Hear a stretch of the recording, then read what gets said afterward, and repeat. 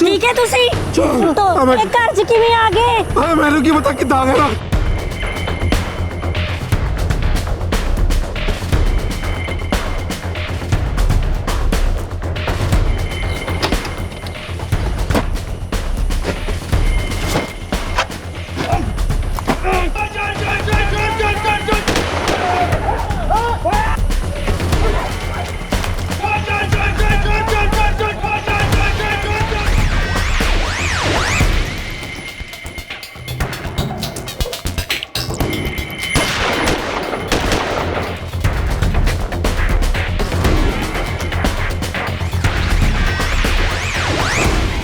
Sir, आसपास के चारों गांव में जिन जिन के पास भी लाइसेंसी हथियार हैं चेक कर लिए हैं सर, सभी निर्दोष लगते हैं। मतलब ये गैंग बिना लाइसेंस के हथियारों और कारतूसों का इस्तेमाल कर रहा है। फिर तो इन्हें पकड़ना और भी मुश्किल होगा सर। इतने सारे खबरी फैले हैं, फिर भी इन गैर कानूनी हथियारों और गोले बारूद की तस्करी जारी है। अब तो एक ही तरीका है सर, हमें किसी भी तरह इन्हें रंगे हाथों पकड़ना होगा। और ये आसान गल नहीं है सर, इनके वारदात करने का कोई एक तरीका नहीं है। ये कभी वारदात करते हैं। भाई 8 महीने हो गए हैं इनके इस तांडव को चलते।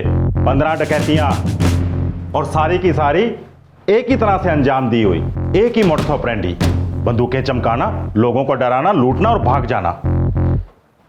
किसी के पास तो इनकी कोई खबर होनी है। महेंद्र सर, अपने सारे कॉन्टैक्ट्स निकालो और जितनी जल्दी हो सके कुंडली निकालो सालों। चाल लगा देंगे सर। सिलसिलेवार डकैतियां हो रही थी। इस गैंग के आतंक का साया सर पे नाच रहा था, लेकिन उनका पता लगाना टेढ़ी खीर साबित हो रहा था, क्योंकि वारदातों में इस्तेमाल बंदूकें और कारतूस गैर लाइसेंसी थे। कुछ रिपोर्ट्स के मुताबिक भारत में हत्या, डकैती, लूटपाट और छीना झपटी जैसे 85% अपराधों में गैर कानूनी हथियारों का इस्तेमाल होता है। काफी राज्यों में इस तरह के हथियारों, गोली बारूद के कारखानों की भरमार है, जिनकी तस्करी पूरे भारत में की जाती है और कई बार इनकी कीमत सिर्फ 300 रुपए होती है। इन देसी बंदूकों और कट्टों के अलावा कानूनी कारखानों में बने लेकिन गैर लाइसेंसी हथियारों की तस्करी भी पूरे भारत में की जाती है, जिन्हें प्रभाव और इस्तेमाल में बेहतर समझा जाता है। ये चंडाल चौकड़ी बेधड़क एक के बाद एक डाके डाले चली जा रही थी, लेकिन उन तक जब पहुंचा गया तब वो एक ऐसे अपराध को अंजाम दे रहे थे जो उनके तरीके से अलग था।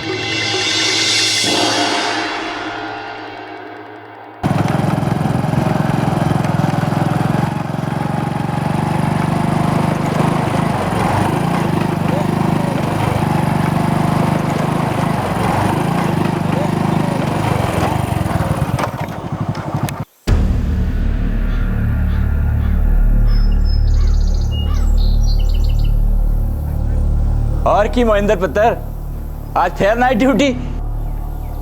हाँ दाऊ जी।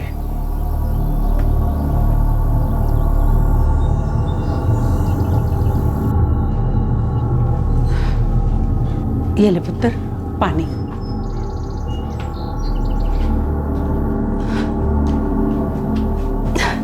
कब तक गुस्सा रखेगा पुत्र? अब थूक दे। मेरा गुस्सा थूक देने से ताया जी की नीयत नहीं बदल जानी बीच।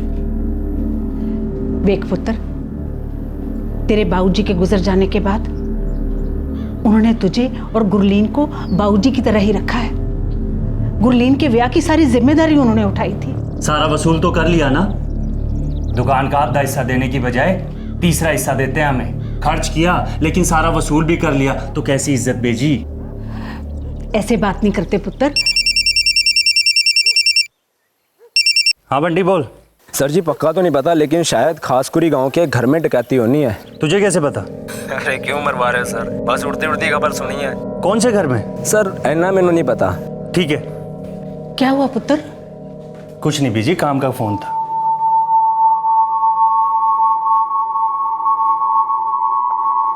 हाँ पराठे ला भाई, ले भाई।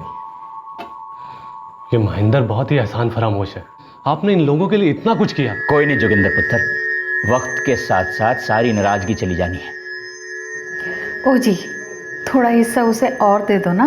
पर जीते, तू अच्छी तरह से जानती है कि मैंने अपनी सारी जिम्मेदारियां ईमानदारी से निभाई है। जोगिंदर के जाने के बाद उसका जो भी हिस्सा बनता है मैं उसके परिवार को बिना नागा देता हूं। ये बात हरप्रीत अच्छी तरह से जानती है, दुनियादारी समझती है वो। मोहिंदर थोड़ा और बड़ा होगा ना, सब समझ जाएगा। जो बात उसे अभी गलत लगती है ना, जैसे ही जिम्मेदारी उस पर पड़ेगी सारी खटास निकल जानी है उसकी।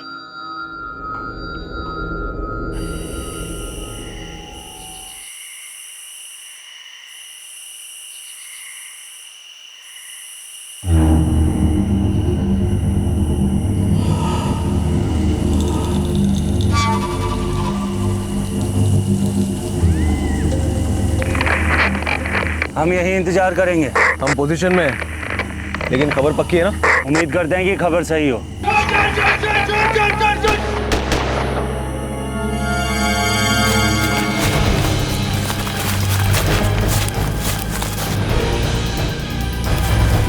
रुक जाओ, रुक जाओ, रुक जाओ, भागने मत देना इनको, गोली मार दूंगा। रुक जाओ, रुक जाओ। पकड़ा पकड़ा पकड़ा इनको, अरे मत दो, पकड़ा पकड़ा पकड़ा।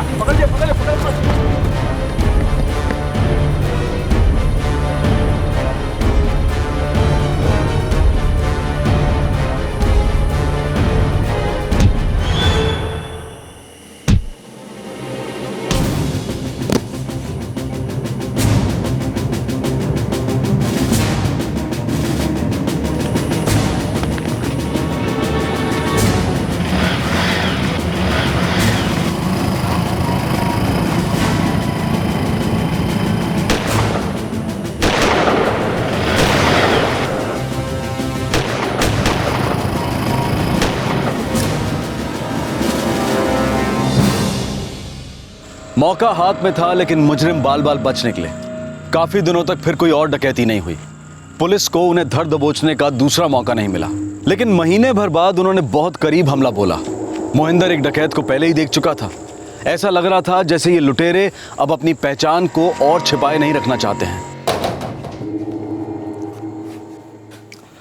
मोहिंदर, तूने भी उस डकैत को देखा है और उसने भी तुझे।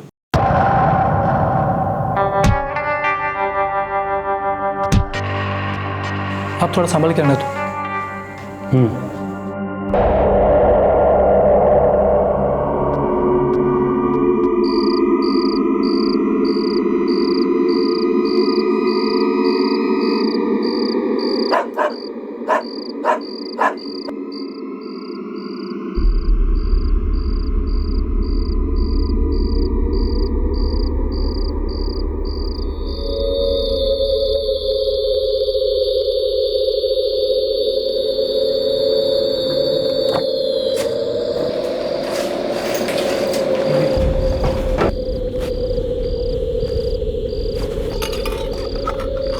वो नहीं है यहाँ। चलो चलो।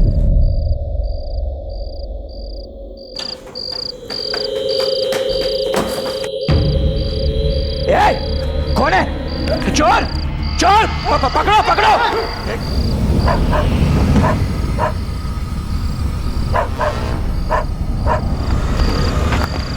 कौन? बाबूजी, बाबूजी, बाबूजी, बाबूजी,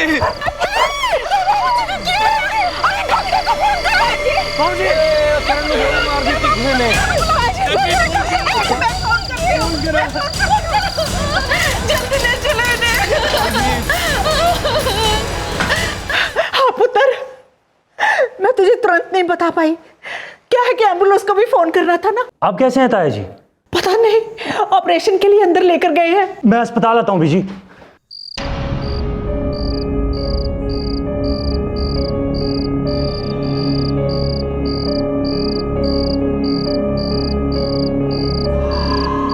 घर से जो भी लूटा था यहीं छोड़कर भाग गए। चरणपाल की हालत कैसी है? सर, हॉस्पिटल से खबर आई है, हालत अभी भी नाजुक है। उस पर 2 गोलियां चलाई गई हैं। सर, चरणपाल का भतीजा मोहिंदर दुमका पुलिस स्टेशन में कांस्टेबल है।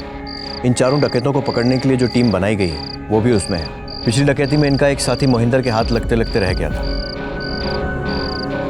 और फिर उन्होंने इसके घर पर ही धावा बोल दिया बदला लेने के।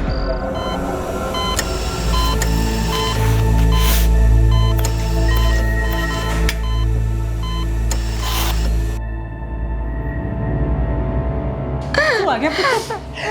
तेरे ताया जी की हालत तो अभी भी बहुत नाजुक बनी हुई है।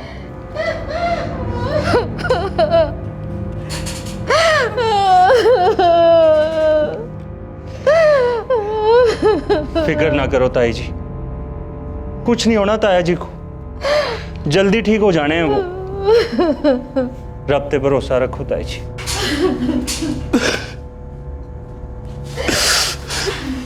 जगमोहन ठीक हो जाने हैं ताया जी। एक गोली कंधे पे लगी, दूसरी सीने पे।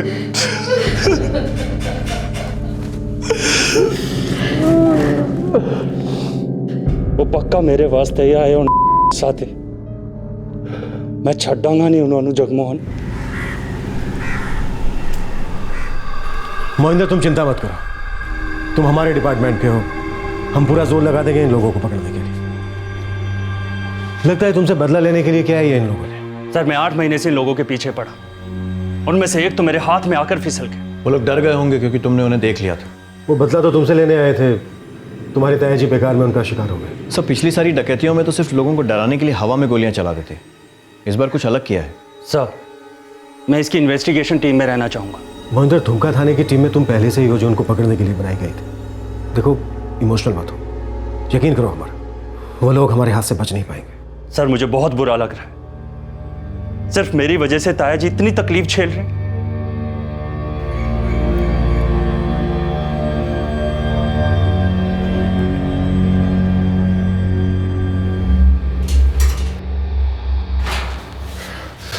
डॉक्टर साहब, बाबूजी कैसे हैं अभी? कंडीशन तो बहुत ही क्रिटिकल है, उनके कंधे की गोली अभी तक निकाल नहीं पाए हम लोग। आज फिर ऑपरेशन करेंगे। क्या हम उनको भेज सकते हैं अभी? जी हाँ, पर बेहोश है, दवाइयों का असर अभी भी है। Excuse me.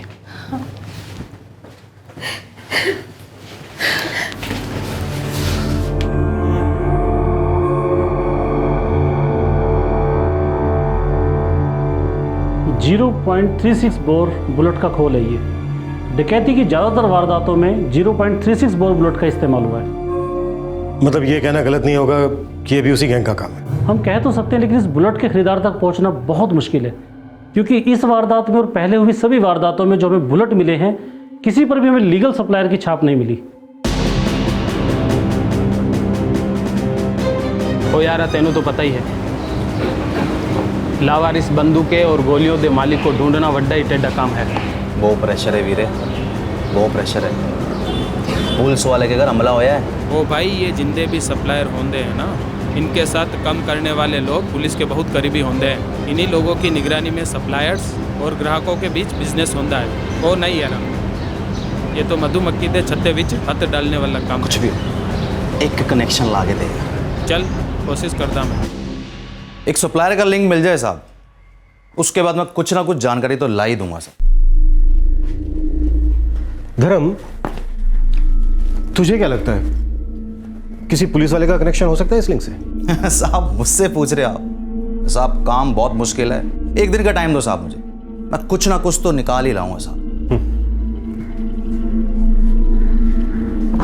Sir, Dumka police ने लाइसेंसी हथियार स्कैन किए हैं, लेकिन कोई सुराग नहीं मिला। सर, इसमें बिना लाइसेंस वाले हथियार और कारतूस इस्तेमाल हुए, लेकिन हाँ, देसी कट्टे नहीं थे। सर, गोलियां तो कहीं और से स्मगल होती हैं, उनका यहाँ पे रिकॉर्ड नहीं होता है, और यहाँ पर लीगल हथियार बनाने वाले भी काफ़ी हैं। लेकिन यहाँ पर अपराधों में जो ज़्यादातर बंदूकें इस्तेमाल होती हैं वो बिना लाइसेंस वाली होती हैं। अच्छा मोहिंदर, उसका चेहरा हल्का सा भी याद नहीं है तुम्हें? सर मैंने याद करने की बहुत कोशिश की, रात का टाइम था ना सर, अंधेरा बहुत था, इसलिए कुछ साफ दिखाई नहीं दिया।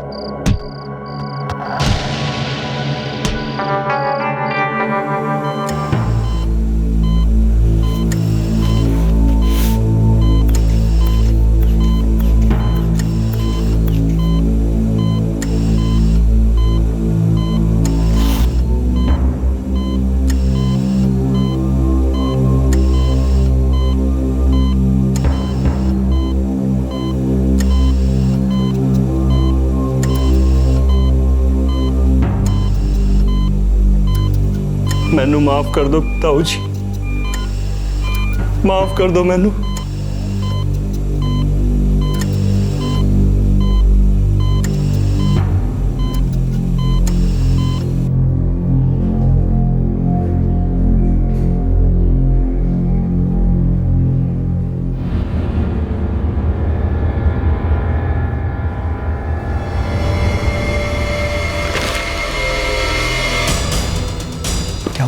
यानी मुश्किल है, पकड़े जाएंगे। चल चल। जो डकैत अब तक सिर्फ लूटपाट कर रहे थे, दहशत फैला रहे थे, अब एक कत्ल की कोशिश में भी उनका हाथ था। लेकिन लग रहा था कि शिकार ठीक से उनके निशाने पर बैठ नहीं रहा था। पुलिस उनके पीछे पड़ी थी, चूहे बिल्ली का खेल चले जा रहा था। पर जहां वो हमला करना चाह रहे थे, क्या उनकी उस अगली कोशिश से पहले वक्त रहते पुलिस उन तक पहुंच पाएगी?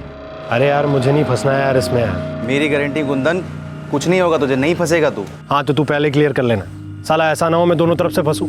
इधर पुलिस भी मुझ पर गोली चलाए, उधर मेरा लिंक भी मुझे मार डाले। कुछ नहीं होगा बोला ना, मैं क्या पहली बार काम पे लगा हूँ। अच्छा चल ठीक है, फिर मिलता हूँ मैं।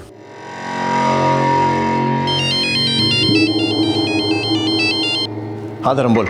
साहब एक लिंक मिला है, कुंदन नाम है उसका। कहाँ मिलेगा? मैं फिक्स करता हूँ साहब। पर साहब वो उधर का खबरी भी है, वो संभालना साहब आप। तू फिक्स तो कर। ठीक है साहब।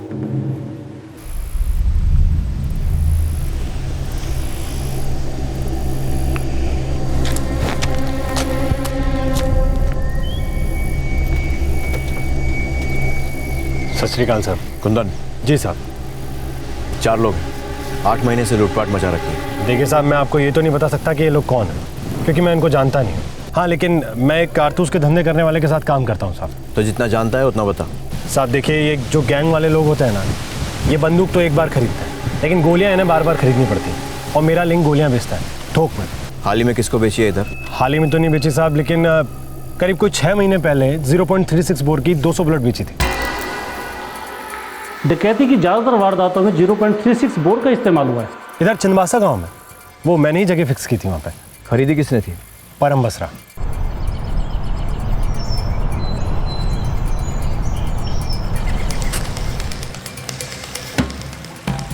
ये 200 हैं। हाँ इतनी तो चाहिए थी मुझे।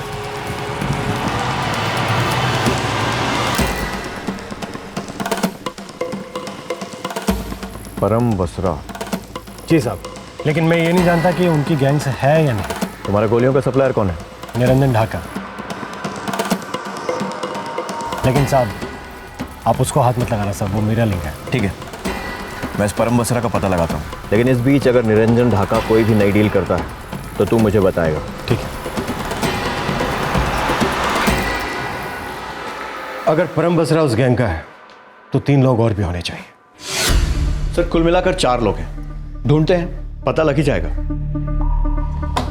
ढूंढो, लेकिन जरा भी भनक नहीं लगनी चाहिए। ऐसा ना हो कि वॉलेट हो जाए। टारगेट सही लगता है, एक चांस लेकर देखते हैं, लेकिन सावधानी से। सर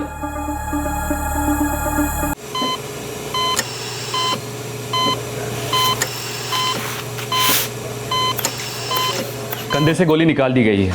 अब बाबूजी को ठीक होने में और कितना टाइम लगेगा? थोड़ा वक्त लगेगा। अगर सब कुछ ठीक रहा तो 15 दिन में उनको छुट्टी भी दे देंगे। हाँ पर ध्यान रहे, उनको पूरी निगरानी की ज़रूरत है। एक गोली हार्ट के पास लगी थी, जानते हैं ना? जी डॉक्टर साहब। वीर जी, एक गल करनी सी आपसे। हाँ बोल। वीर जी, इन लोगों के अलावा हमारा कोई और परिवार भी तो नहीं है ना? तुसी गुस्सा छड़ दो अब। मैनू पता है गुरलीन, छड़ दी नाराजगी।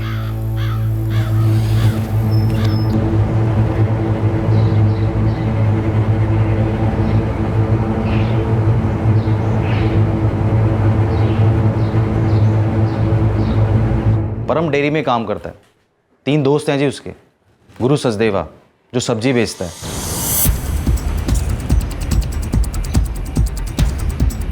चंद्रूपल जो किसी ढाबे पे काम करता है,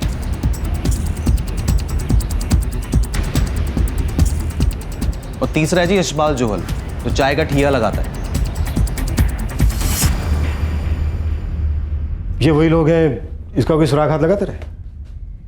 नहीं साहब, लोकल मार्केट में मैंने बहुत पता किया, इन्होंने कोई सामान नहीं बेचा। अगर ये वही लोग हैं तो जरूर लूट का सामान कहीं बाहर बेचते होंगे। सर गोलियां तो पक्का इसी परम बसरा ने खरीदी है, और इसके पास कोई लाइसेंसी हथियार भी नहीं है। सुना, एक काम करते हैं, उठा लेते हैं सालों। उठा तो लें सर, एक रिस्क है।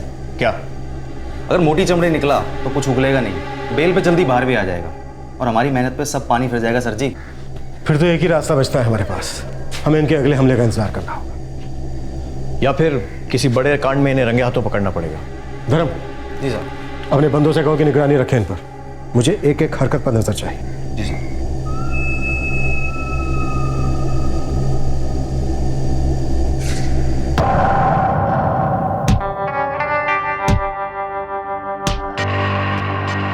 सर रात का टाइम था और अंधेरा बहुत था, किसी का चेहरा साफ दिखाई नहीं दिया।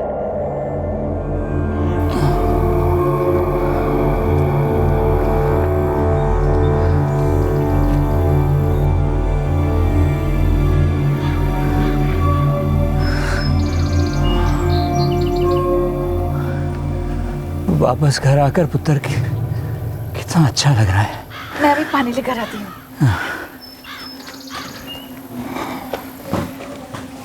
ताऊ जी, जिन्होंने आप पे हमला किया है ना, जल्दी पकड़े जाने हैं वो।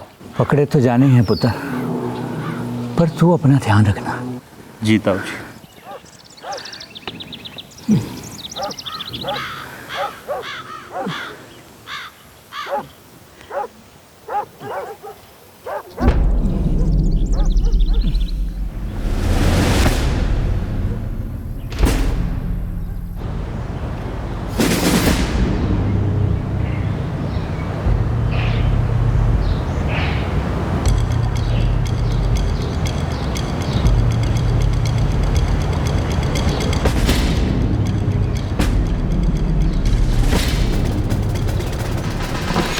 सर, परम बसरा, गुरु सचदेवा, चंदर उप्पल और यशपाल जौहल, चारों पर निगरानी है, लेकिन कोई खास हरकत नहीं है। सराय, मुझे तो शक हो रहा है कि हम सही रास्ते पर हैं भी या नहीं।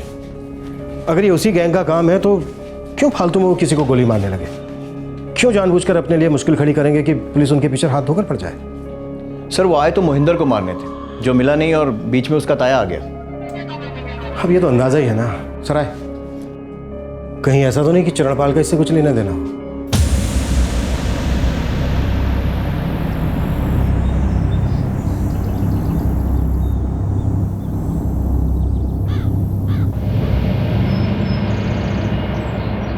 पुलिस की तफ्तीश किसी भी सिरे तक पहुंच नहीं पा रही थी। पुलिस के पास संदिग्ध अपराधी तो थे, लेकिन उनके खिलाफ सबूत एक भी नहीं था। इस बीच गैंग ने अपने हमलों में कमी कर दी थी। करीब 2 महीने गुजरे और एक अहम जानकारी पुलिस के हाथ लगी। साहब, पक्का पता नहीं, लेकिन परम बसरा हो सकता है। कितनी डील होनी है वो मालूम नहीं साहब, लेकिन निरंजन ढाका ने कच्चा घोड़ा गांव के भारी इलाके में मुझे हरी झंडी बताने को बोला था। अगर मैंने बोला कि सब सेफ है तो कल 12 बजे डील पक्की। ठीक है, हम लोग पहुंच जाएंगे। हाँ साहब, लेकिन मुझे और निरंजन ढाका को कुछ नहीं होना चाहिए। ओए, तो फिक्र न कर।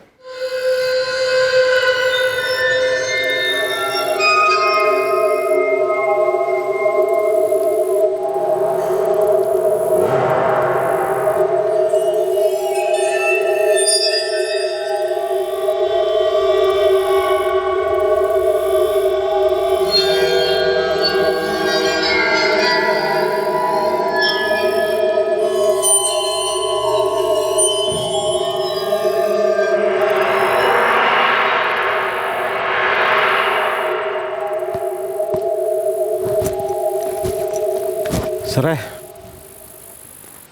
12 तो बज गए। The number you have called is switched off. Kundan का फोन स्विच ऑफ है। एक काम करते हैं, थोड़ी देर और वेट करते हैं। The number you have called is switched off.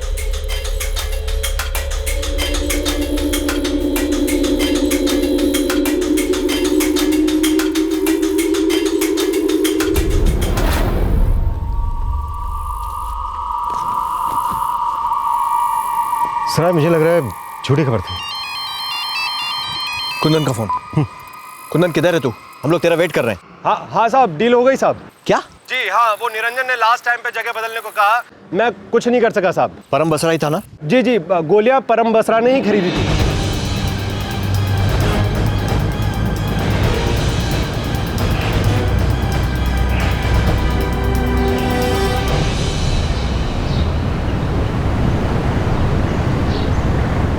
साहब देखिए, आप मेरे को इस झंझट से दूर रखिए। आप, वो आपका टारगेट परम बसरा था ना, आप उसे धर लीजिए साहब। हाँ ठीक है सर, परम बसरा ने और गोलियां खरीदी हैं। मतलब इन्होंने एक और डकैती हमले की प्लानिंग शुरू कर दी है। सर, कहीं इस बार टारगेट मोहिंदर तो नहीं है?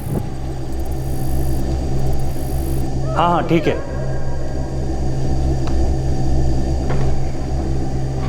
एक खबर मिली है लेकिन कच्ची पक्की है, पता लगाकर इन्फॉर्म करता हूँ सर। कवर की जरूरत पड़े तो बताना। सर गुरु सचदेवा, चंदर, उत्पल, यशपाल, जौहल तीनों अपने घर पे नहीं है। तीनों के फोन भी बंद आ रहे हैं। मतलब कोई डकैती या फिर हमला बस होने ही वाला है। यही है हमारा टारगेट। हाँ धर्म साहब, चारों चारों परम बसरा, गुरु, चंद्र, यशपाल सब साथ ही यहाँ पे खासकुरी गांव के खंडरों में अभी भी हैं? जी साहब। ठीक है सर, चांडाल चौकड़ी साथ में है, अभी पकड़ सकते हैं। मूव।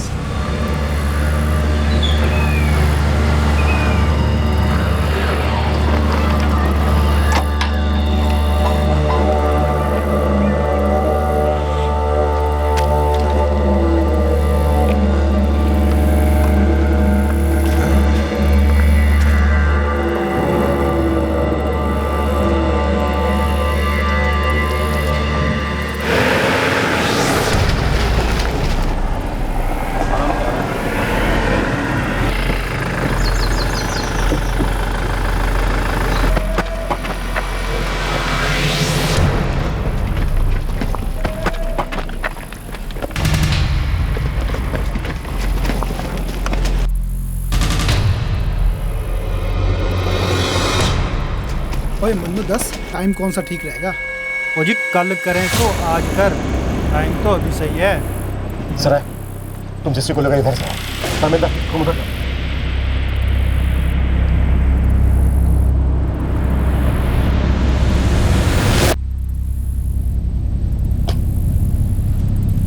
हाथ ऊपर। भागने की गलती मत करना।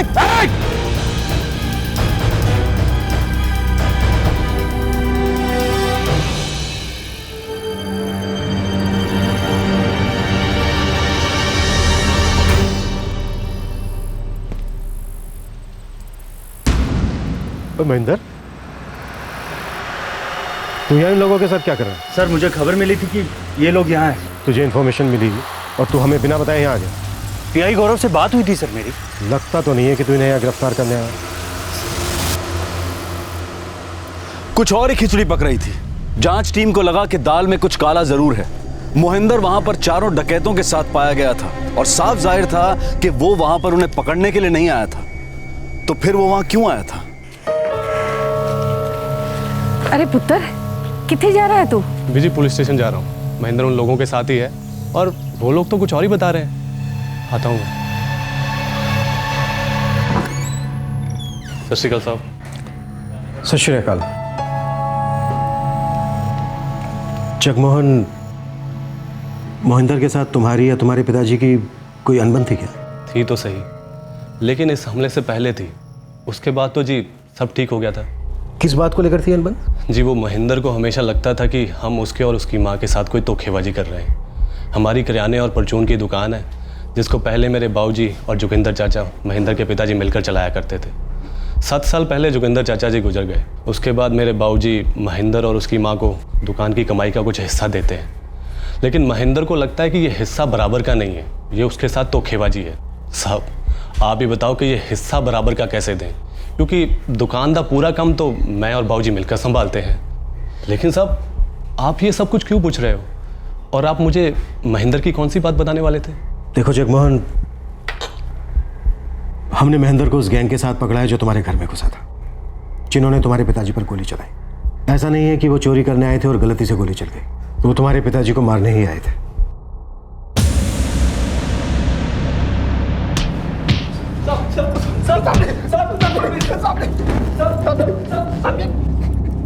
मार मार के बुलाहार कर देना है तुम लोगों को, जो भी सच है गलत है। सब महेंद्र के घर चोरी करने वास्ते नहीं गए थे साहब।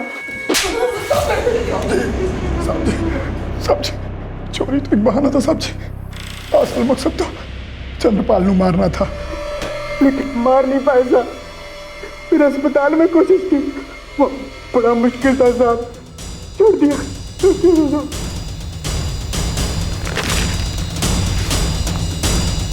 क्या हुआ? क्या नहीं, मुश्किल है। फिर हमने सोचा कुछ टाइम चुपचाप बैठना चाहिए और अभी हम लोग चरणपाल को उसके घर जाके मारने का सोच रहे थे साहब।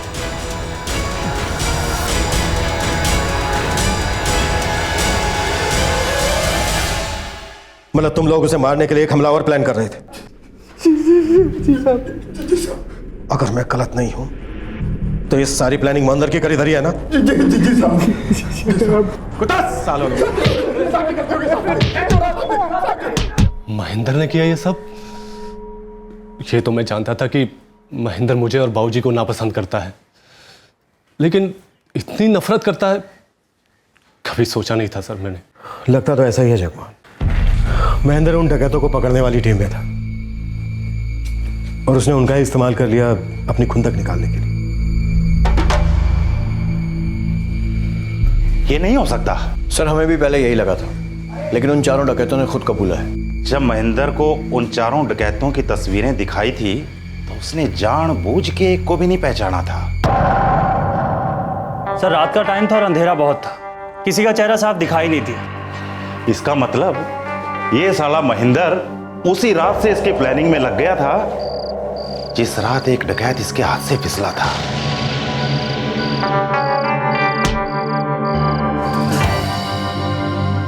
उन चारों ने कबूल कर लिया है कि तूने ही अपने ताया को मारने की उन्हें सुपारी दी थी।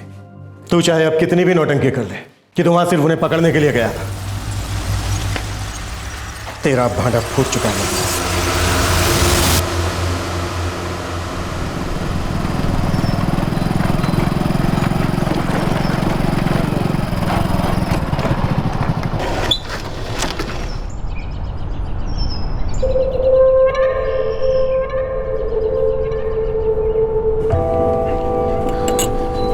एक चाय देंगे? जी साहब।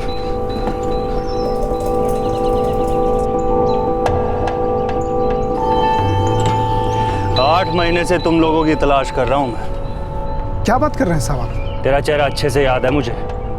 तू उन चार डकैतों में से एक है ना? जी साहब, क्या बात कर रहे हैं? मैं तो एक मामूली चाय वाला हूँ। तुझे घसीट के ले जाकर खाल उधेड़ूंगा ना तेरी, तो तू सब कुछ सच सच उगल देगा। पर मैं ऐसा कुछ करूंगा नहीं अगर तू वही करे जो मैं कहूं, वो भी चुपचाप। पल्ले पैगी गल? जी। और कौन कौन है तेरी गैंग में?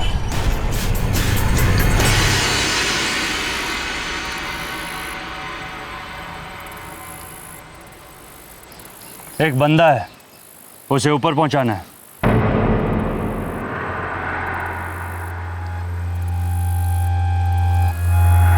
नहीं साहब जी, हम तो जी छोटी मोटी लूटपाट करते हैं। मारने का काम हमारा नहीं है जी। पकड़ के बंद कर दिया ना तो इतना टूटोगे कि जीना मुश्किल हो जाएगा तुम लोगों का। बस काम ऐसे करो कि लगे आए थे लूटपाट करने, गोली चल गई और बंदा ऊपर। मैं तुम लोगों में से किसी का नाम भी जाहिर नहीं होने दूंगा। बड़ा खतरनाक काम है जी। हमें क्या मिलेगा जी? तुम लोगों के पास कोई चारा नहीं है, मना तो तुम लोग मुझे कर नहीं सकते, लेकिन फिक्र मत करो, कुछ ना कुछ जरूर दूंगा, लेकिन काम होने के बाद। समझ गए? उड़ाना किसको है जी? हाँ, मैंने अपने ताऊजी को मरवाने की कोशिश की, लेकिन बच गए वो। मैंने तो दोबारा कोशिश की थी उनको मरवाने की। कब से धोखा देते आ रहे हैं हमें। सब कुछ आगे जाके अपने बेटे को ही तो देने वाले थे। तू तो एक पुलिस वाला था, अच्छी तरह से जानता था कि जुर्म कर कोई बच नहीं सकता। जिन लोगों को पकड़ने के लिए तुझे काम पर लगाया था, तूने उन्हीं लोगों को अपने काम पर लगा लिया।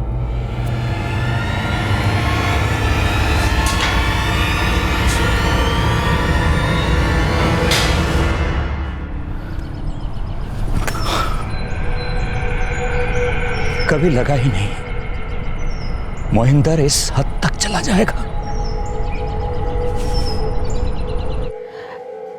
मैं तुझे बार बार समझाती रही, ऐसे फालतू का बैर रखना गलत है पुत्र।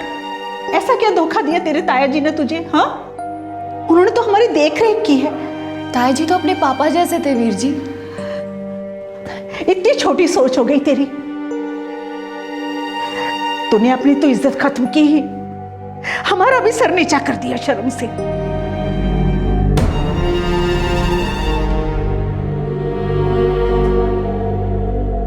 मोहिंदर का सामना डाका डाल रहे इस गैंग के एक सदस्य से हो गया।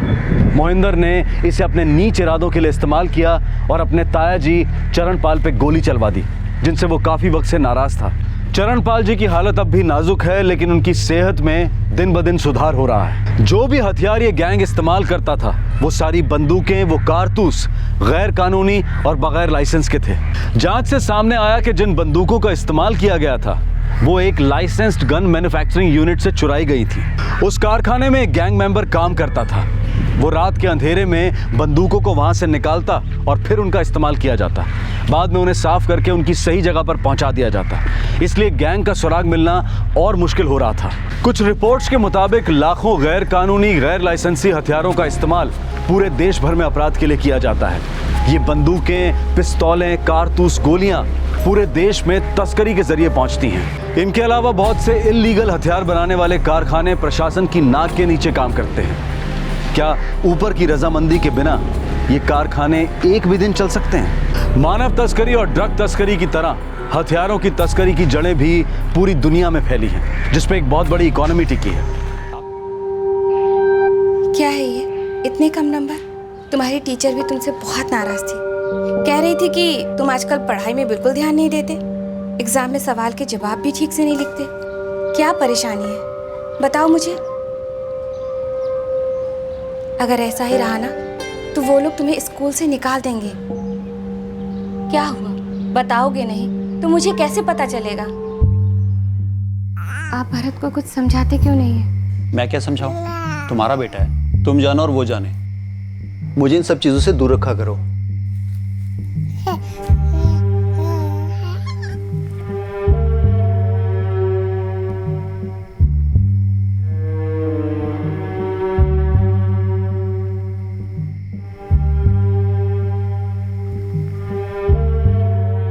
कभी कभी किसी अपने को खोने का गम इतना गहरा होता है कि वो किसी को नजर नहीं आता, उन्हें भी नहीं जो बहुत करीब होते हैं। ऐसे में उस परेशानी और बेचैनी को दूर करने के लिए कई बार सिर्फ एक ही चीज काफी होती है, एक प्यार भरा स्पर्श।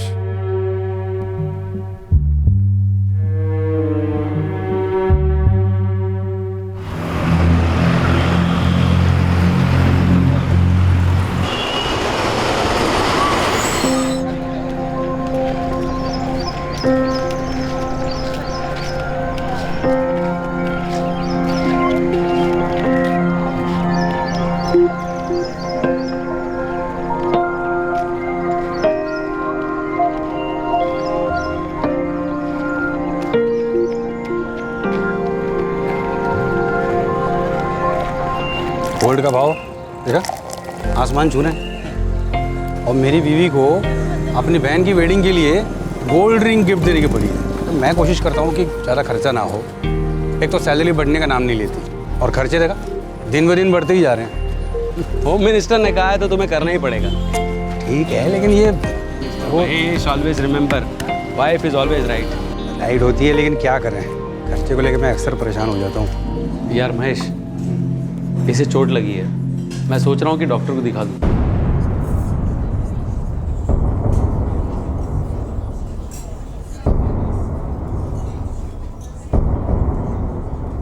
अशोक, अशोक अन्ना, उस लड़के को सड़क पर ही छोड़ दो अन्ना। कौन है, क्या है, क्या पता। बेकार के चक्करों में क्यों पड़ रहे हैं अन्ना आप? अरे ये तो यही वाली बात हो गई कि आ बैल मुझे मार। हाँ सुन, जाने दे उसे। ऐसे कैसे जाने दूँ? कैसे सड़क पे छोड़ दूँ? बीमार दिख रहा है, इसे चोट लगी है, डॉक्टर को तो दिखाना ही होगा ना। अन्ना, आपको लगता है आपकी मदद करने से कुछ होगा? अरे ये तो इनका रोज़ का काम है। बीमार लाचार दिखते हैं ताकि कोई मदद करे, पैसे दे और मुफ्त में खाना भी खिलाए। बस इनका दिखावा है। अरे ऐसे तो रोज़ यहाँ पर मेरे होटल के सामने आते हैं अन्ना। पता नहीं, इसको देखकर तो मुझे ऐसा नहीं लगता कि ये उन लोगों में से है। इसके कपड़े भी ठीक ठाक है, मुझे तो लगता है कि ये कोई मुसीबत में फंस गया है।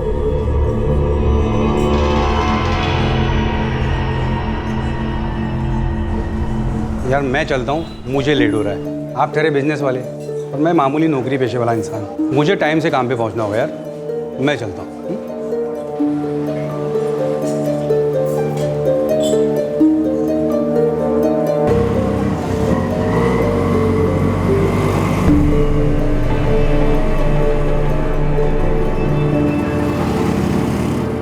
इसका नाम भरत है, इसे चोट लगी है। सर ये आपका रिलेटिव है? नहीं, मैं इसे नहीं जानता, ये मुझे रास्ते पर मिला, तो इसकी हालत देखकर मैं इसे इलाज के लिए लाया।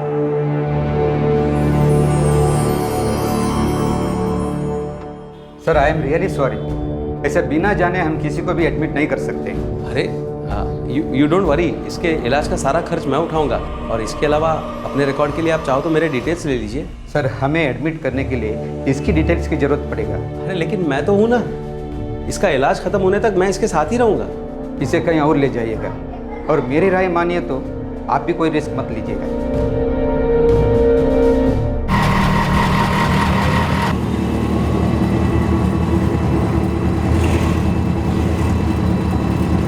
बात पैसों की नहीं है सर, लेकिन बिना किसी जानकारी के हमारे इसे एडमिट करना पॉसिबल नहीं है। आप ये समझने की कोशिश कीजिए कि ये बीमार है, इसे चोट लगी है और इसे इलाज की सख्त ज़रूरत है। मैं मानती हूँ, लेकिन हमारे भी तो कुछ रूल्स हैं ना सर, और फिर ऐसे केसेस में जनरली बहुत से कॉम्प्लिकेशंस हो सकते हैं जो हमारे लिए रिस्की हो सकता है। और फिर इसका नाम भरत है, ये इसने आपको बताया है ना, हो सकता है कि ये झूठ बोल रहा हो। अरे मैडम, आप इसकी कंडीशन तो देखिए, इसके जख्म और चेहरे की परेशानी से साफ पता चलता है कि ये झूठ तो नहीं बोल रहा है। आई एम सॉरी सर, लेकिन मैं आपकी कोई हेल्प नहीं कर सकती। Excuse me. मैं आपका कंसर्न समझ सकता हूँ, लेकिन मैं आपकी कोई मदद नहीं कर पाऊंगा। आप चाहे तो मैं कहीं पे भी साइन करने के लिए तैयार हूँ, जितना पैसा खर्च होगा मैं दूंगा। आप इस वक्त ये समझने की कोशिश कीजिए कि उस लड़के को इलाज की सख्त जरूरत है। I am a reputed property consultant, आप चाहो तो मेरे घर का एड्रेस ले सकते हो, या डिपॉजिट में जो पैसे लगेंगे आई एम रेडी टू पे। देखिए मिस्टर अशोक, आप उस लड़के को रास्ते से उठा कर लाए। आई एम वेरी सॉरी, मैं उसे एडमिट नहीं कर पाऊंगा। आप किसी सरकारी अस्पताल में ट्राई कीजिए।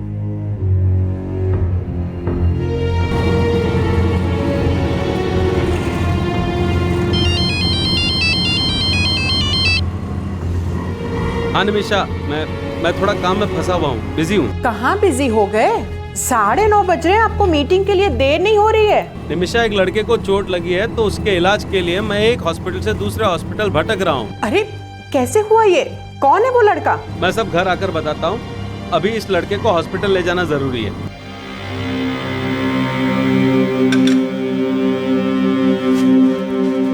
बाय दादी। बाय बेटा, बाय। Bye mummy. बाय बेटा।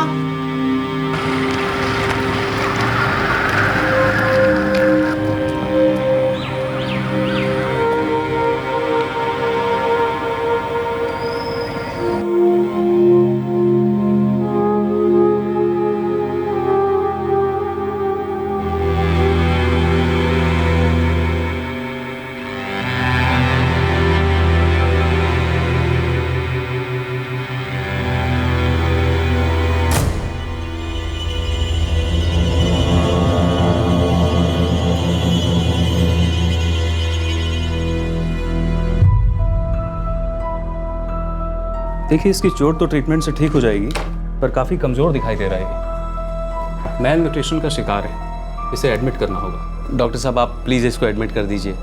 देखिए, मैं इसका कोई रिश्तेदार तो नहीं हूँ, लेकिन इसके इलाज के लिए जो भी पैसे खर्च होंगे वो मैं एडवांस में देने को तैयार हूँ। किसी फॉर्म पर मेरे सिग्नेचर की ज़रूरत है तो मैं वो भी कर दूंगा। जी बिल्कुल।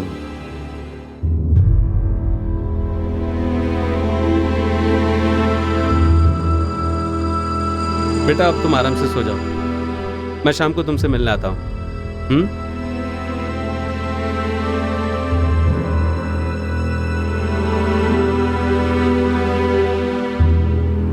कौन था वो लड़का जिसने अपना नाम भरत बताया था? क्या ये उसका असली नाम था? क्या वो कोई सड़क छाप या ड्रग एडिक्ट था? अशोक राव, जिनसे उस लड़के की हालत देखी नहीं गई, क्या वो उसकी मदद करके कोई गलती कर रहे थे?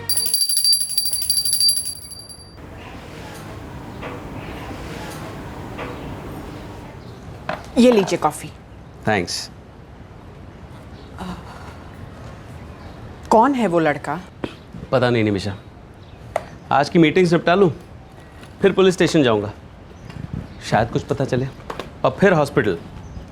पर आप उसके बारे में कुछ भी नहीं जानते हैं। मुझे वो लड़का सड़क पे मिला, उसे चोट लगी थी, वो भूखा था, मुझे लगा कि उसकी मदद करनी चाहिए, तो मैंने उसकी मदद कर दी। हाँ पर... और तुम बिल्कुल सही कह रही हो, मैं उस लड़के के बारे में कुछ भी नहीं जानता सिवाय उसके नाम के, लेकिन बिना कुछ जाने क्या ये सोचना ज़रूरी है कि हम मुसीबत में पड़ने ही वाले हैं? हर किसी पर शक करने की हमको बेवजह आदत सी पड़ गई है, हम कभी कोई दूसरा पहलू देखना ही नहीं चाहते। You don't worry. चलता हूँ। अम्मा चलता हूँ ऑफिस। अच्छा बेटा।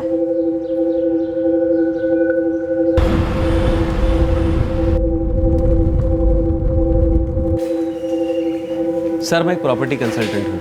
आज सुबह बेउरनगर म्यूनिसिपल पार्क से मैं अपना योगा सेशन खत्म करके वापस घर जब जा रहा था तब मेरी नज़र उस लड़के पर पड़ी। उसे देखते ही मुझे लगा कि वो मुसीबत में है। भूखा भी था।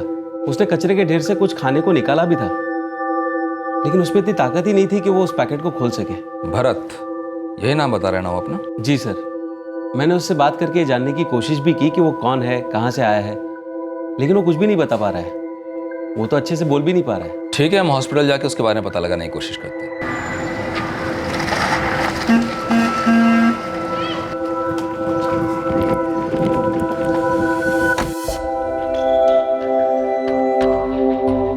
अरे वाह, ये हुई ना बात। तुम तो बहुत अच्छे लग रहे हो भरत। अब तुम्हारी तबीयत कैसी है? अच्छा, तुम्हारा घर कहाँ है भरत? मेरा स्कूटर कहाँ है? तुम्हारे पास स्कूटर है? मुझे प्राइज में मिला था। तो तुम्हारे घर पर ही होगा ना? कहाँ है तुम्हारा घर और कौन कौन रहते हैं वहां?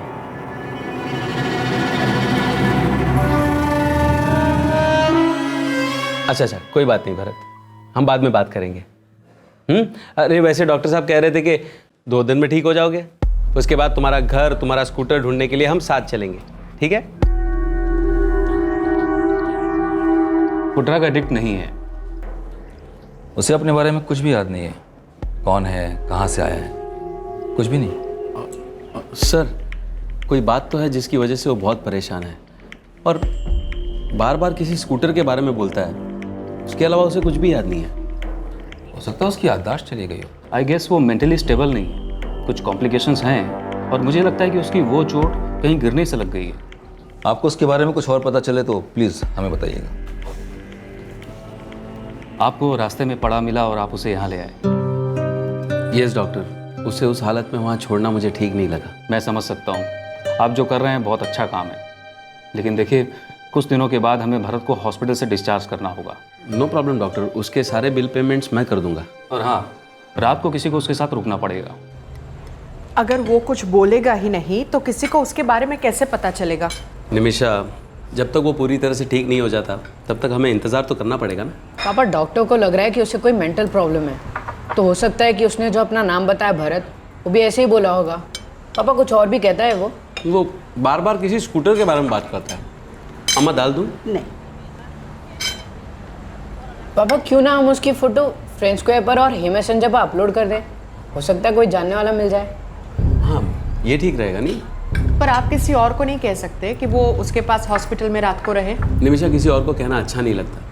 अब जब मैंने पूरी तरह से उसकी जिम्मेदारी उठाई है तो मैं ही चला जाता हूँ। पापा, मैं चला जाऊँ? ना बेटा, तुम्हारे एग्जाम्स आ रहे हैं ना, और मुझे वहाँ कोई तकलीफ नहीं होगी। तुम लोग टेंशन मत लो, खाना खाओ।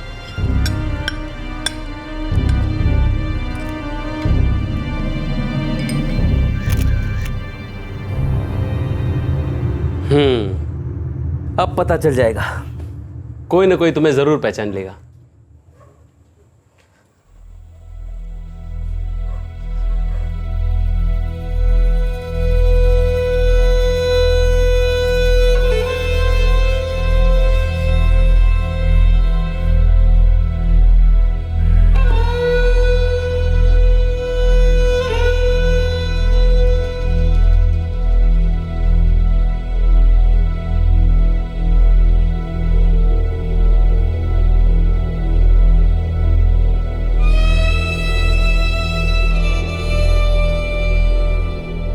ये लड़का अपना नाम भरत बता रहा है।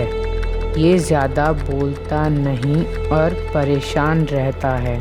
अगर किसी को इसके बारे में कुछ पता चले तो प्लीज़ मिस्टर अशोक राव से संपर्क करें। Phone number 444567 658।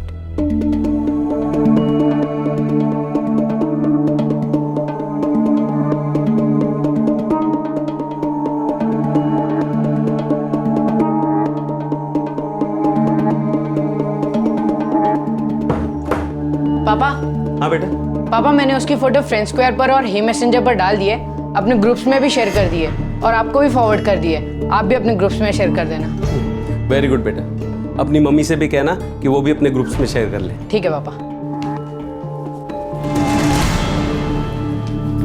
Hello doctor. Hello. अच्छा हुआ आप आ गए। क्या हुआ डॉक्टर? अरे उस लड़के ने यहाँ सभी को परेशान कर रखा है। कह रहा है कि उसे हॉस्पिटल का ड्रेस पसंद नहीं है। मैं देखता हूँ। देखो, अगर तुम ऐसे ही करते रहे तो तुम ठीक कैसे होगे और घर कैसे जाओगे? कैसे हो भरत? सब ठीक है? इसे ये ड्रेस नहीं पसंद आ रहा है, इसलिए सुबह से नाटक किए हुए। अभी तक दवाई तक नहीं खाई है इसने।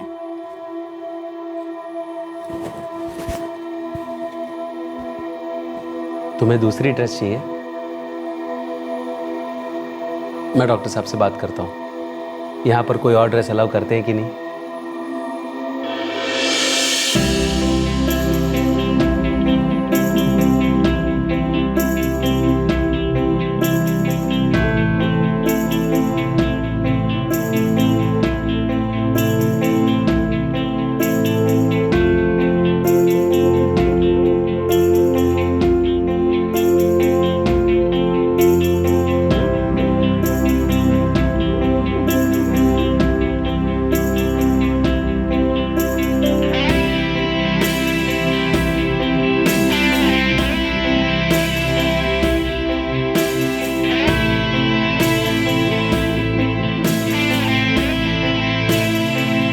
अच्छा भरत, मुझे जाना होगा, मुझे थोड़ा काम है, तुम आराम करो। आप शाम को आएंगे ना? हाँ मैं जरूर आऊंगा।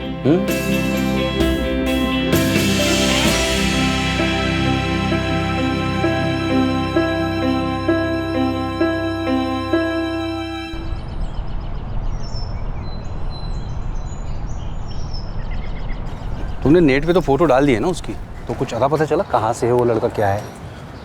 पता नहीं यार, अभी कुछ कह नहीं सकते। फोटो अपलोड तो कर दी है, अब देखते हैं कब किसी पहचान वाले की नज़र उस पर पड़े। टाइम तो लगेगा ही। पता नहीं यार, मैं इस तरह किसी को यूँ सड़क से उठाकर ये सोच के उसकी देखरेख नहीं कर सकता कि शायद वो कहीं खो गया होगा। आई मीन जनरली सबको यही ख्याल आता है ना कि ऐसा करके फालतू में किसी झंझट में न पड़ जाए। डर लगता है यार। महेश, ऐसा नहीं है कि मुझे डर नहीं लगता, बिल्कुल लगता है। और तुम्हारी जगह पे तुम भी सही हो। पर पता है, जब भी कोई अच्छा काम करता है तो हम बड़े खुश होते हैं, उसकी तारीफ करते हैं। पर जब हमारी बारी आती है तो डर की वजह से हम अपना मुंह फेर लेते हैं। महेश, दरअसल अंदर से हम यही चाहते हैं कि अगर कोई अच्छा काम हो तो वो कोई दूसरा ही करे, हम खुद कुछ ना करें। फिजिकली वो बिल्कुल ठीक है, वो जा सकता है, लेकिन उसकी मेंटल कंडीशन के लिए I am not sure. I think उसे काउंसलिंग की ज़रूरत होगी। वो मेंटली चैलेंज नहीं है, वो मेंटली थोड़ा अनस्टेबल है। तो क्या डॉक्टर उसकी काउंसलिंग यहाँ हो सकती है? कोई काउंसलर है? जी हाँ, मैं बात करता हूँ।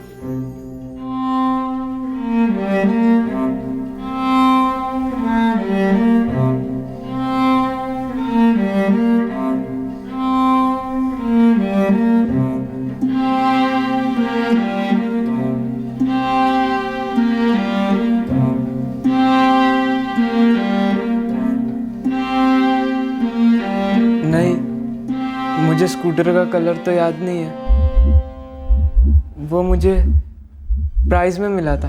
कहाँ? कुछ याद है तुम्हें? अच्छा ठीक है, ये बताओ तुम उस स्कूटर से कहाँ कहाँ गए थे? वो बिल्कुल नया है। मुझे वो प्राइज में मिला था। भरत शेरपा, मेरा नाम भरत शेरपा है। भरत, तुम्हें कुछ याद है कि तुम कहाँ के रहने वाले हो? तुम अपना स्कूटर लेके कहीं जा रहे थे क्या? या तुम्हारा स्कूटर पे कोई एक्सीडेंट हुआ? वो मैकेनिक कहाँ है? तुम स्कूटर लेने मैकेनिक के पास जा रहे थे? अच्छा ठीक है भरत, तुम परेशान मत हो, हम कल फिर बात करेंगे। क्यों प्रज्ञा जी? जी बिल्कुल। अच्छा सुनो, मैं अभी घर जा रहा हूँ, फिर जल्दी आ जाऊंगा। वो क्या ना, मैं अपनी अम्मा से बात किए बिना रह नहीं सकता। वो बूढ़ी हो गई है लेकिन अभी भी बहुत खूबसूरत है। ओके प्रज्ञा जी। भरत, तुम्हारी माँ कैसी दिखती है?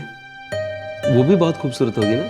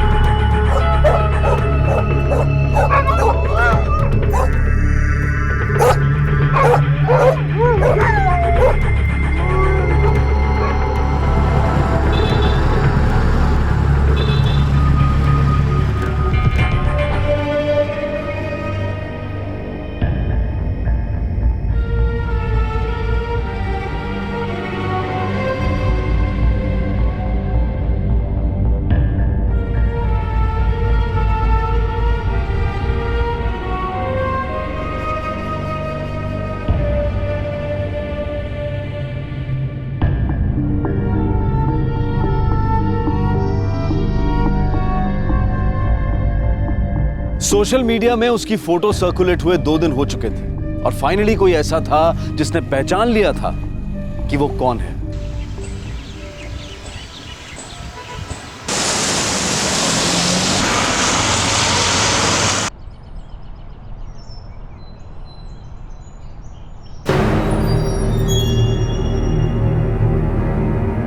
पंकज, ए पंकज, अरे उठ। भैया सुबह सुबह क्यों परेशान कर रहे हो? अरे जल्दी उठ, ये देख तो क्या है। देख, ये तो भरत है ना? ये लड़का तो तेरी क्लास में पढ़ता था। हाँ भैया, ये तो भरत ही है। 2 साल पहले तक मेरे से स्कूल में ही था, फिर से कुछ मेंटल प्रॉब्लम हुई और इसने स्कूल छोड़ दिया। ये मिसिंग है, ये किसी को बेंगलुरु में मिला है।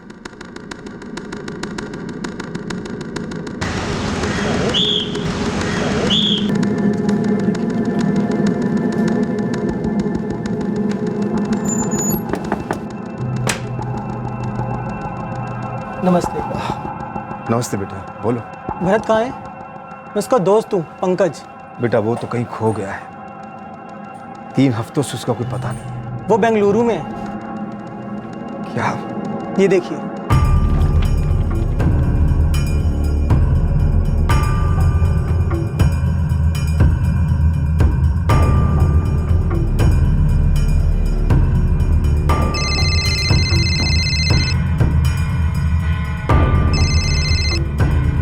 हेलो। हेलो, मैं अशोक राव से बात कर रहा हूँ। या स्पीकिंग, कौन बोल रहा है? देखिए, मैं विष्णु शेरपा बोल रहा हूँ। बोलिए मिस्टर विष्णु। आपने भरत शेरपा की फोटो फ्रेंड्स स्क्वायर पे डाली थी। आप भरत को जानते हैं? वो मेरा भांजा है, मेरी बहन का बेटा। अच्छा, अभी कहाँ हैं आप लोग? देखिए, अभी तो मैं गैंगटॉक में हूँ अपनी बहन के साथ, लेकिन जितनी जल्दी हो सकेगा हम बेंगलुरु पहुंच जाएंगे। और हाँ, क्योंकि मैंने पुलिस स्टेशन में रिपोर्ट दर्ज कराई थी, तो आप आते वक्त कोई डॉक्यूमेंट या आईडी प्रूफ ले आइए जिससे पता चले कि आप भरत के रिश्तेदार हैं। आप मुझे अपने भांजे से मिलने के लिए प्रूफ लाने को कह रहे हैं? देखिए, वो मुझे जानता है, अपनी माँ को पहचानता है। आप सही कह रहे हैं, आई एम सॉरी, मैं आप पर शक नहीं कर रहा, लेकिन भरत को सही हाथों में सौंपना मेरी जिम्मेदारी है। जी, आप सही कह रहे हैं, आई एम सॉरी। मैं अपने साथ प्रूफ लेके आऊंगा। आप जल्दी आ जाइए। हाँ, मैं टिकट्स करवा लेता हूँ, हमें जल्दी से जल्दी यहाँ से निकलना होगा। बेटा, क्या तुम विष्णु शेरपा को जानते हो? विष्णु मामा?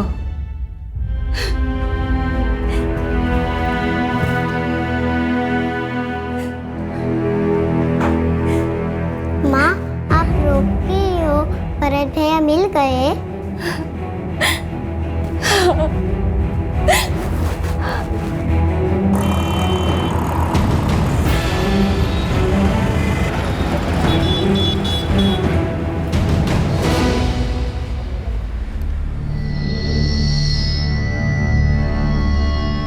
मैं बेंगलुरु में ही रहता हूँ, यहीं काम करता हूँ। भरत मेरे साथ ही रहता था जब वो खो गया था। कब? 27 फरवरी को।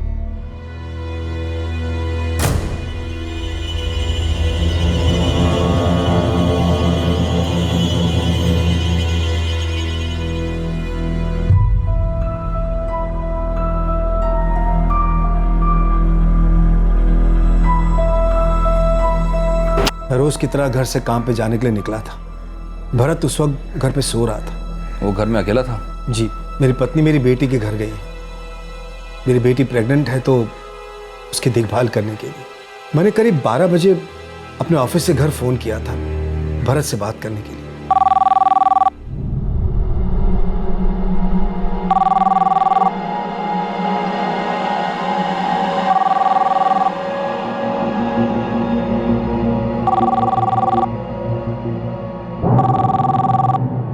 वो पिछले 3 हफ्तों से लापता था और आप लोगों ने पुलिस कंप्लेंट भी दर्ज नहीं कराई? की थी सर। पहले तो मैंने भरत को ढूंढने की बहुत कोशिश की, लेकिन जब वो दूसरे दिन भी घर वापस नहीं लौटा तो मैंने कलवर पुलिस स्टेशन में मिसिंग कंप्लेंट दर्ज करवाई थी। सर वो 16 साल का है पर अपनी उम्र के हिसाब से थोड़ा कम समझदार है, मेंटली थोड़ा डिस्टर्ब है। अभी 3 महीने पहले ही आया था। मुझे लगता है सर कि वो घर से बाहर गया होगा और घर वापस आने का रास्ता भूल गया है। आपने बताया कि भरत की माँ कहीं गैंगटॉक में रहती है। जी। तो ये भी तो हो सकता है कि भरत को अपनी माँ की बहुत याद आ रही हो, वो अपनी माँ से मिलने गया हो या फिर मिलने की कोशिश कर रहा हो। मुझे नहीं लगता कि भरत वहां जाने की कोशिश करेगा। उसे तो वहां जाने का रास्ता भी नहीं मालूम। दरअसल मैं उसे यहाँ काउंसलिंग करने के लिए ले आया था।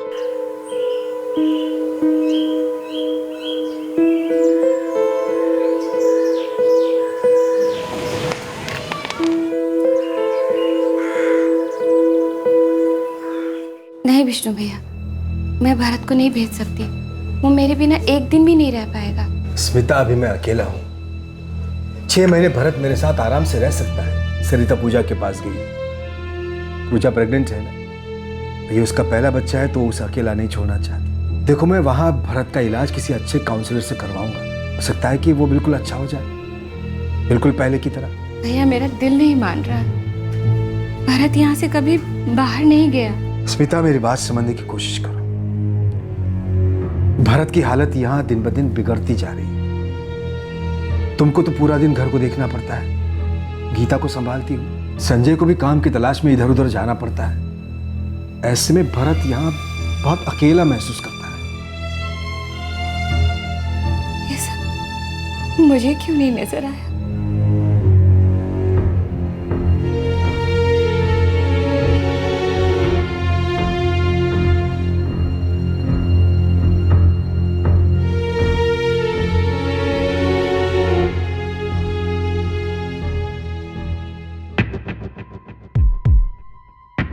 मैं समझ ही नहीं सकी कि भरत अंदर ही अंदर घुट रहा था।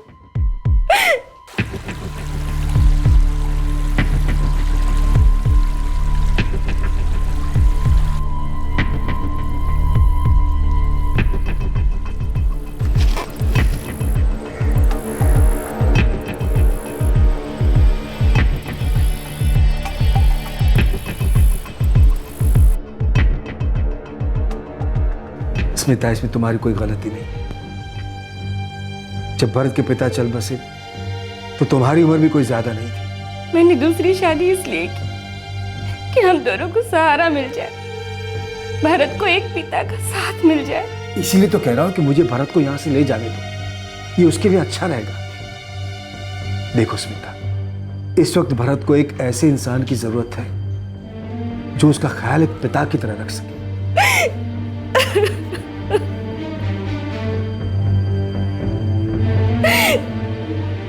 और 3 महीने पहले वो मेरे साथ बेंगलुरु आ गया। मैं उसे काउंसलर के पास ले जाता था। मैं चाहता था कि वो बोले, वो अपने हर दिल की बात हमें बताए। हर वो बात जिसकी वजह से वो इतना परेशान रहता है।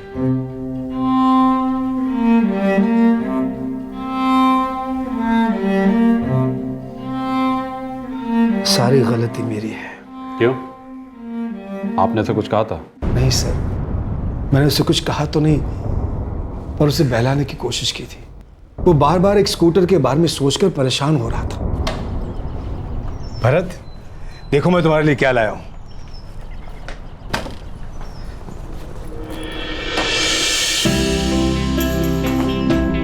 कैसा है? बहुत अच्छा है, मैं इसे पहन लूं? हाँ हाँ, तुम्हारे लिए तो है।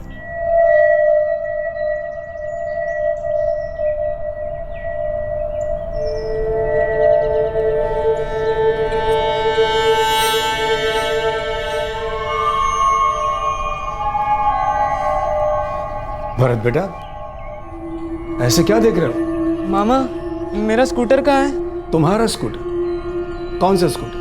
मामा, मेरा स्कूटर जो यहाँ खड़ा था, मेरा नया स्कूटर। तुम्हारा नया स्कूटर? हाँ मामा, मेरा नया स्कूटर, वो जो मुझे प्राइज में मिला था, यहीं तो खड़ा था, लेकिन अब यहाँ नहीं है। कहाँ गया?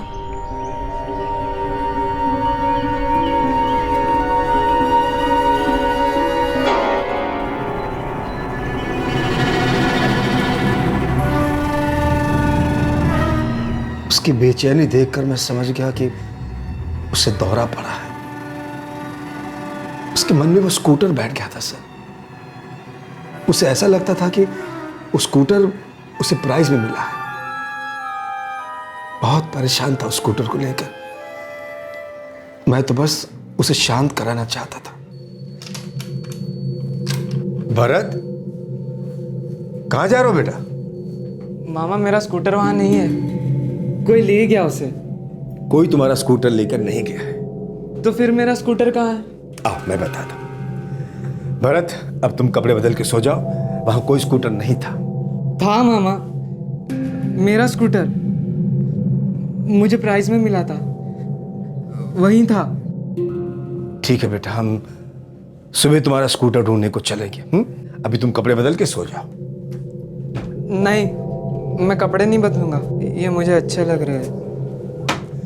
ठीक है, तुम इन्हीं कपड़ों में सो जाओ। मामा, मेरा स्कूटर बाहर था। शांत हो जा बेटा, तेरा स्कूटर वहीं था, मैंने उसे हटाया है। कहाँ ले गए आप उसे? वो बिल्कुल नया है। बेटा, मैंने उसका कलर बदलने को दिया है। तुम्हें ब्लू कलर पसंद है ना? बस मैंने मैकेनिक को दिया है तुम्हारा स्कूटर, ताकि वो उसे ब्लू पेंट कर दे। सो जा, सो जा। वो मैकेनिक कहाँ है? यहीं पास में है। वो मेरा स्कूटर वापस कब देगा? बहुत जल्दी देगा बेटा, आराम से। बहुत जल्द मैं तुम्हें मैकेनिक के पास ले जाऊंगा तुम्हारा स्कूटर दिखाने के लिए। सोचो, सब मेरी गलती थी। मैंने आसपास के सारे मैकेनिक, सब ऑटो रिपेयर वालों की दुकान में पूछा। मुझे लगता है कि वो अपने ख्याली स्कूटर को ढूंढने गया होगा। मैंने ये बात अपनी बहन को भी अब तक नहीं बताई, उसकी मां को। प्लीज सर, उसे ढूंढने में मेरी मदद कीजिए सर। भरत की फोटोग्राफ हम आसपास के सभी पुलिस स्टेशन में भिजवा देंगे और कोशिश करेंगे कि जल्द से जल्द उसे ढूंढ सकें। जैसे ही स्मिता को यह बात पता चली, ये बहुत घबरा गई, इसकी हालत खराब हो गई। इसीलिए मुझे इसके पास सिक्किम जाना पड़ा। देखिए, भरत 16 साल का है, माइनर है अभी, इसलिए हमें इस केस की रिपोर्ट चाइल्ड केयर कमेटी को करनी पड़ेगी और अब ये केस कलवर थाने में ट्रांसफर हो जाएगा। मिस्टर अशोक राव ने आपके बेटे का ख्याल बिल्कुल अपने बच्चे जैसा रखा है।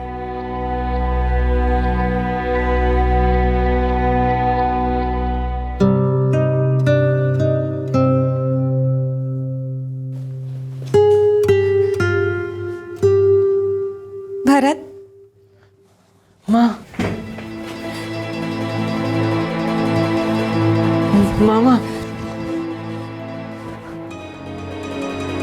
मामा, मैंने कितना ढूंढा, लेकिन मुझे घर कहीं नहीं मिला।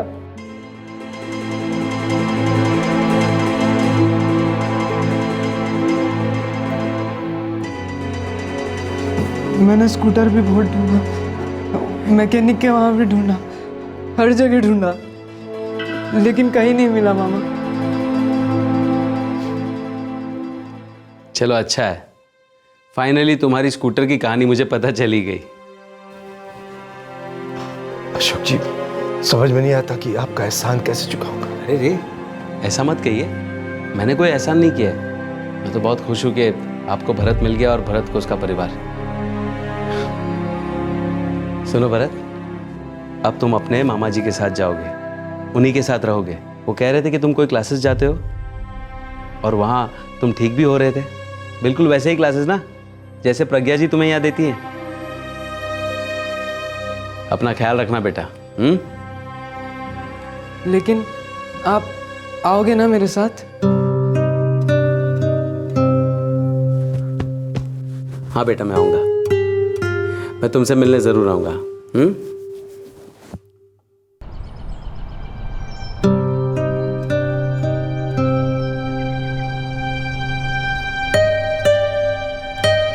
पहले से तो बेहतर है, उसके रेगुलर काउंसलिंग सेशंस भी चल रहे हैं अनीता वारदा के साथ, जहाँ उसके मामा उसे ले जाते हैं। भी अक्सर जाते रहते हैं वहाँ पे? नहीं, अक्सर तो नहीं, पर जब भी मौका मिलता है मैं ज़रूर जाता हूँ। उसकी काउंसलर ने सजेस्ट किया है कि अब उसे साइकियाट्रिस्ट को दिखाना चाहिए, क्योंकि उसे काउंसलिंग के साथ साथ मेडिकेशन की भी ज़रूरत है। बहुत अच्छा लड़का है वो महेश, पता है जब वो बहुत छोटा था ना, तब उसके फादर की डेथ हो गई। तब तक वो बिल्कुल ठीक था, लेकिन अचानक फादर की डेथ के सदमे की वजह से बिल्कुल टूट गया। उसका मेंटल बैलेंस ही बिगड़ गया। शायद अपने फादर को याद करके या फादर फिगर की कमी की वजह से वो अपने आप को बहुत अकेला महसूस करने लगा। अंदर ही अंदर घुटता रहा, पर किसी को कुछ पता नहीं चला। यार सच में अशोक, वाकई में तुमने बहुत अच्छा काम किया है। महेश, बहुत अच्छा लगता है जब हम किसी के काम आ सके, किसी की मदद करके उसकी तकलीफ को कम कर सके। शायद ये अच्छाइयाँ हम सब में है, बस हम डर जाते हैं। अशोक राव ने भरत के हॉस्पिटल का सारा खर्चा उठाया और उसके नाम पर जो मिसिंग कंप्लेंट दर्ज की गई थी वो भी वापस ले ली गई। अशोक राव भरत से मिलते रहे और कुछ दिनों बाद छुट्टियां मनाने के लिए भरत अपनी मां और अपने सौतेले पिता के पास सिक्किम चला गया। उसकी मां इस बात को समझ चुकी है कि भरत की जिंदगी में किस चीज की कमी है और उसके सौतेले पिता भी अब उसकी बहुत अच्छी केयर कर रहे हैं। भरत को अब वो प्यार और अपनापन मिल रहा है जिस पर हर बच्चे का हक होता है। अशोक राव का मानना है कि उन्होंने जो कुछ भी किया वो कोई असाधारण या एक्स्ट्राऑर्डिनरी काम नहीं था। उन्होंने वही किया जो भरत की हालत को देखकर उनके दिल को सही लगा। उन्होंने ऐसा क्यों किया? किसी की मदद करके किसी को क्या मिलता है? क्या इसके पीछे कोई स्वार्थ है? क्यों कोई जानबूझकर परेशानी मोल लेता है? ऐसे सवाल अक्सर उठते हैं। या फिर कुछ इस तरह के सवाल कि जिसकी मदद की जा रही है हो सकता है वो कोई ड्रग एडिक्ट हो, कोई चोर या बदमाश हो सकता है कि वो कोई नुकसान पहुंचा दे, पैसा लूट ले। ऐसे लोगों के चक्कर में पड़ना ही क्यों? इंसान की यही फितरत है। जब कोई अपराध होता है तो लोग हैरान हो जाते हैं, उसे गलत मानते हैं और उससे बचने की सलाह भी देते हैं। और वहीं दूसरी तरफ जब कोई इंसान इंसानियत के नाते किसी को सड़क से उठाकर उसकी मदद करता है तब भी लोग हैरान हो जाते हैं, उसे भी गलत मानते हैं और ऐसा ना करने की सलाह देते हैं और कहीं ना कहीं उस पर शक भी करते हैं। और जब सब कुछ अच्छा होता है तो वही लोग तारीफों के पुल बांध देते हैं, खुश होते हैं, लेकिन उनके दिल में कहीं ना कहीं ये बात जरूर रहती है कि कोई ऐसा क्यों कर रहा है, क्योंकि ऐसा होना आम बात तो नहीं है। लेकिन सच तो यह है कि किसी की मदद करना इंसान के स्वभाव में है। हर इंसान के अंदर अच्छाई छुपी होती है। हम सब अच्छा काम करना चाहते हैं, औरों की मदद करना चाहते हैं, पर बहुत बार ऐसा होता है कि सुनी सुनाई बातें मन में आ जाती हैं और हम चाह कर भी कुछ नहीं कर पाते। लेकिन इसका मतलब ये नहीं है कि हमारे अंदर इंसानियत नहीं है। हम सब प्यार बांटना चाहते हैं। हम सब समझते हैं कि प्यार और इंसानियत से किसी की भी जिंदगी बदली जा सकती है। हम सब प्यार के स्पर्श का मतलब समझते हैं, द ह्यूमन टच। आपसे फिर मुलाकात होगी क्राइम पेट्रोल दस्तक में एक और नए केस के साथ। तब तक अपना ख्याल रखें, सुरक्षित रहें और अपनी रोजमर्रा की जिंदगी में से कुछ वक्त निकालकर किसी की मदद जरूर करें। यकीन मानिए आपके दिल को अच्छा लगेगा। जय हिंद। क्राइम पेट्रोल के और भी दिलचस्प कहानी देखने के लिए हमारे चैनल को सब्सक्राइब करें और बेल आइकॉन दबाना न भूलें।